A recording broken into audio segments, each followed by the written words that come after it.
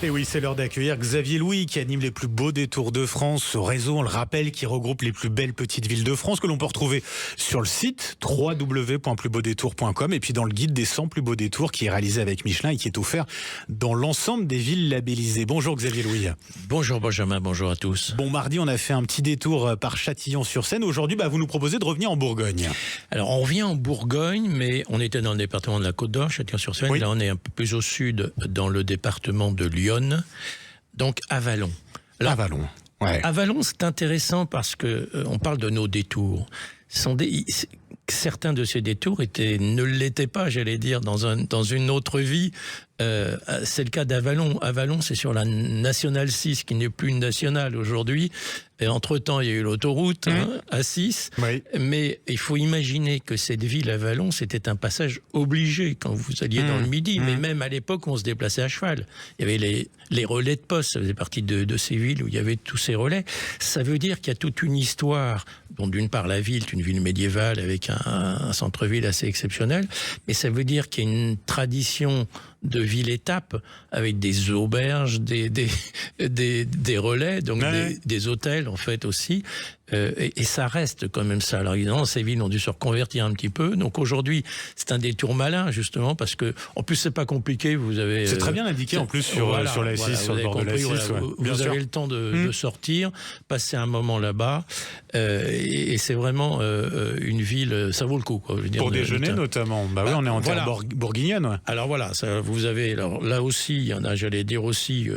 Pour toutes les bourses, pour tous les goûts. Ouais. Je peux vous... Quelques conseils, ouais. Oui, je peux vous conseiller deux endroits assez accueillants, là.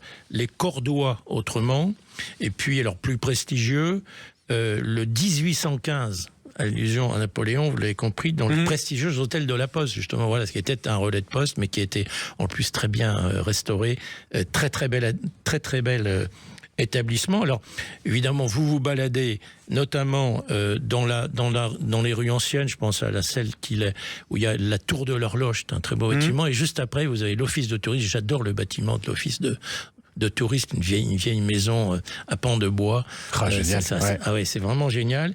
Et puis, beaucoup d'hôtels particuliers aussi, dans ces rues pavées, à l'ancienne, dans le centre historique. Il y a aussi les jardins en terrasse, une particularité d'Avallon. D'Avallon, ouais. Et vous pouvez vous rendre au musée de l'Avallonnais, c'est pas loin non plus, après la tour de l'horloge et l'office de tourisme. Il y a beaucoup d'expositions en ce moment, plus intéressantes. Il y a le Skint jusqu'au 3 août, les ondes chromatiques et les rencontres oniriques. Ah bah voilà, ça vend du rêve. Bon, côté animation, Xavier, qu'est-ce qu'on a du côté d'Avallon? Alors l'idée, c'est qu'il y a des choses qui sont faites notamment pour les familles, souvent dans ces petites villes et en cette période de vacances. Il y a un beau programme qui s'appelle Avallon Vacances et qui se passe sur le site des îles La Baume. Alors, les îles La Baume, c'est dans la vallée du Cousin. Alors, c'est à quelques kilomètres, 2-3 kilomètres, en contrebas, j'allais dire, d'Avallon. Le Cousin, c'est une jolie rivière aussi. Et les îles La Baume, ils ont fait tout un aménagement pour permettre justement des animations.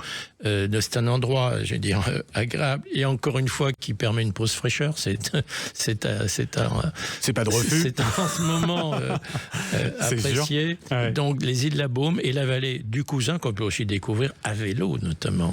Et ben voilà, en tout cas, de quoi se faire plaisir. Je rappelle les étapes, les détours qu'on a fait aujourd'hui, donc à Avallon. Et puis avant cela, Clisson, Châtillon-sur-Seine, La Rochefoucauld et puis Limoux. Toutes ces villes, elles sont retrouvées sur le site www.plusbeaudétours.com et puis dans le guide offert dans les villes labellisées et puis également en podcast sur sudradio.fr pour retrouver l'ensemble de ces détours. Je vous souhaite un bon week-end, Xavier Louis, et à lundi. À lundi, à la semaine prochaine.